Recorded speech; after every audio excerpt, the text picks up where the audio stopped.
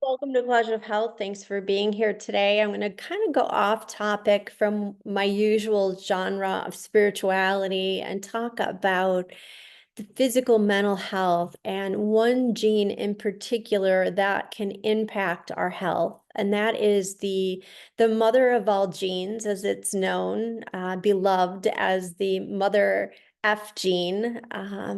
The methylfolate gene, or the methylene tetrahydrofolate reductase gene.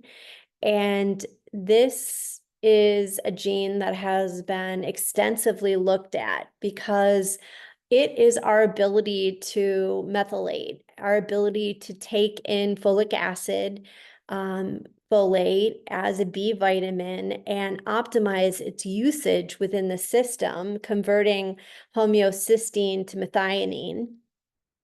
And in optimizing the inner working of the system, it helps us to have healthy cardiovascular health. It helps to decrease the inflammation load in our system so that all of our systems are going to be more proficient. We're going to be less likely to be depressed, less likely to have strokes, more likely to have a healthy baby if this gene is optimized. And some of its ability for optimization is impaired because of a genetic variant that can occur. Now, I'm pretty much speaking specifically about the rung of this gene called the C677T gene. And this is the gene, the major methylfolate gene that's most likely to be studied in reference to what I just said. I got to know this gene through doing pharmacogenomics testing when I owned a private practice here in Asheville. And I looked at biomarkers that would make me more likely or less likely to prescribe a different medication, but also more or less likely to look at other things from a holistic perspective, such as how important was lifestyle changes for mental physical health. And the answer that I came up with was very important for everyone, regardless if they had specific genetic variants or not, but especially for people with a homozygous presentation of this said gene. So when I look at, when we're talking about heterozygous or homozygous presentations with a genetic mutation or an inborn error of metabolism, as it's now called, we can differentiate heterozygous is, from the perspective, did they inherit one allele from one parent, heterozygous, or did they inherit an allele or a part of a gene from both parents that was a variant? Then they would be a homozygous presentation. So if we look at who has this variant, about little less than 50% of the population, dependent on the race, people of Hispanic descent are more likely to have a variant than, let's say, someone who's Caucasian or Black. But, overall, if you're looking at generalities, close to 50% of people have a variation with this gene. And about 10% have a double allele homozygous presentation where they really don't have a hazmat suit on. So you're probably wondering, like, how did you come up with this topic today? And I have to say, I watched a video with Robert Kennedy Jr. talking about Trump and how much energy Donald Trump has and how he can run circles around other people, yet he has this crappy diet, he eats, fast food. And someone asked Trump, what do you credit your good health to? And he said, my genes. And I really got to thinking about this specific gene, which I've always likened to a hazmat suit.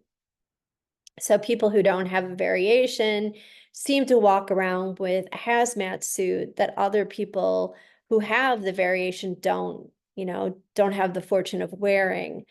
But what I found anecdotally over the 7+ years that I was doing this testing, and I was one of the first people in Asheville to do pharmacogenomics testing with my clients to try to individualize their medicine, what I found was that people with a said hazmat suit were more impervious to bad things in their environment.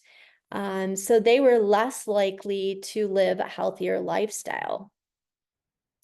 So, in other words, someone who doesn't have a variant might be more likely to just not notice if, there's chemicals in their food, or, the smoke, the secondhand smoke that they're being subject to, or asbestos or mold, or, fast food. They're not feeling alcohol. They're not feeling the hangover of all of that the way someone with a variant is, especially someone with a homozygous presentation where they've inherited two alleles from both parents, which is compromised, so to speak. So what I found were the people who had the double allele homozygous presentation lived very healthy lives. Now, I had a niche practice. I didn't take insurance. So the people who came to me were very motivated to get better because they were willing to they almost always had insurance, but were willing to pay out of pocket for more specific care. And the care that I delivered really put the onus on the person to work with me. So I wasn't just going to write out a prescription. I didn't write out prescriptions for benzodiazepines unless in very rare instances I was helping people get off of them. So it's not like they came to my practice because they knew I was willing to prescribe this or that drug. Conversely, I was less likely to prescribe any medication and more likely to have them work to get better. And, my number one referrals came from therapists, and therapists wouldn't even refer to me until the client was willing to say that they were willing to do the work, because they said, if you're not willing to do the work, don't go to Chris. You'll just be frustrated and she'll be frustrated. So I had this select population of people who were willing to work hard for the most part to get better, harder, let's say, than maybe the average person. And what I found with people who had, again, the variant or two variants, very compromised in getting methylfolate into the body in a usable form, or other way again to say it is, converting homeocysteine, which is a marker for inflammation, into a marker of methionine, which is gonna fuel the cell instead of smoke the cell, so to speak. So the people who had the variants were people who tended to notice things that weren't good for them more than their counterparts.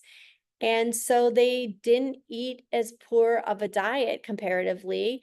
They ate a healthier diet. They were less likely to tolerate poor living conditions, or more compromised living conditions comparative to those without the variant.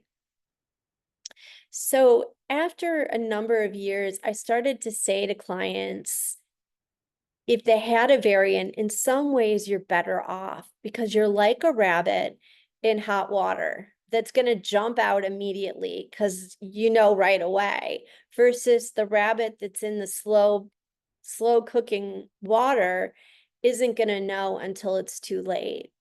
And so for the most part, the people who had the variant didn't seem any less healthy than the people who didn't have the variant. Now, you would find in rare instances, I can think of one woman in particular who had a double variant, and she did not live a healthy lifestyle. She had a really high stress job. She ate poorly because she had this cafeteria that she would go to. She worked out of town, so it was, she wasn't as familiar with the, she had, of course, she had some excuses, but she wasn't as able to get the healthy foods. She didn't have a kitchen that she would have at home, etc. So she actually had a diagnosis of bipolar disorder, which I in part related to her MTHFR variant that she wasn't really coddling through being being healthy to make up for it. And when she started to turn her lifestyle around, that helped to lessen the need for medication because she was converting that homeocysteine into methionine more proficiently given her lifestyle changes. So I guess my point with this video is genetics matter, but epigenetics matter more. And when we're willing to do the work to really change any kind of negative lifestyle issues that we're running, it can really make a difference regardless if we have a variant or not. And when we look at this crucial gene, I was able to find a study, and I'm not going to pull it up right now, but I will tell you about it and you can look at it yourself. It was a study that looked at dosha, where people who were more likely to be kappa, which is they have more water and earth than air and fire or ether, were people of kappa Prakruti or body type more likely to have diabetes. And the study that was done in India found that yes, people with certain body types, humors as they were known in ancient times, can lend to more specific diseases based on those body types, such as type 2 diabetes. The study also looked at the MTHFR gene. And in India, where the study was done, did people with an MTHFR variant, either one or two alleles, were they more likely to have chronic issues such as diabetes or not? And if you're looking at all things being equal, the answer I'm guessing is yes. You're definitely more likely if you have a higher homeocysteine load, or you're less proficient in converting it to methionine within a cell, you're going to be much more likely to have a chronic condition, given all things equal with lifestyle. But what this study found was they were less likely to be healthy if they had no variant, which is actually what I found anecdotally in my work. And in this study, it notes that, when you look at India, you're looking at a population for, centuries that, really focused on food and diet and lifestyle through Ayurvedic medicine, maybe less so today because they've incorporated some of our Western bad habits, so to speak. Good habits and bad habits. They're looking at the technology of medicine that we've brought forth, but they're also eating more like the way that we've eaten. Fast food restaurants now have poured into every stratosphere of the world. But overall, my guess is that the people there tended to notice if they weren't feeling as good and made lifestyle changes based on the mother medicine of their country, Ayurveda. They also mention in this study that if they look at other populations, especially like Moroccans, and I'm not really sure about Moroccan diet or the history of Morocco, but I just looked at some things that they have, like kind of a high starch diet, but other than that, I don't know anything about their diet. But conversely, the people there with a variant were more likely to have, chronic type 2 diabetes. They also mentioned an outlier were the Taiwan people from Taiwan, which, certainly if you look at the way their culture has been, it's about, healthy eating and healthy lifestyle. Maybe less so today than it used to be, but overall, they're pretty healthy with their diet and lifestyle comparatively to other countries. And they too did not see, when they were studying this MTHFR variant, a higher incident of type 2 diabetes. Conversely, they saw a lower risk of type 2 diabetes when people had the variation. So epigenetics matters. And I think that when you look at this study, it somewhat shows that. And also, if you look at anecdotally what I'm telling you about what I noticed with my clients, those people who basically had little or no hazmat suit on were no worse because of the lifestyle choices that they made. So thanks for listening to this commentary, this vlog. And I'd love to hear your any kind of information you have personally on this gene, the methylfolate gene, methylene tetrahydrofolate reductase gene. Or if you're interested in where to get tested, of course, there is pharmacogenomic companies such as Genemind and GeneSight, were the two companies that I use to do pharmacogenomics. But there's also, you can just actually go to a freestanding lab. I think LabCorp has it on their panel. I don't know how much it costs, but it's certainly going to be cheaper than to have the full panel, unless you have insurance or Medicare. Medicare covers, I think, 100%, or at least it used to, of the Genemind pharmacogenomics testing. So thanks for listening. Have a good day.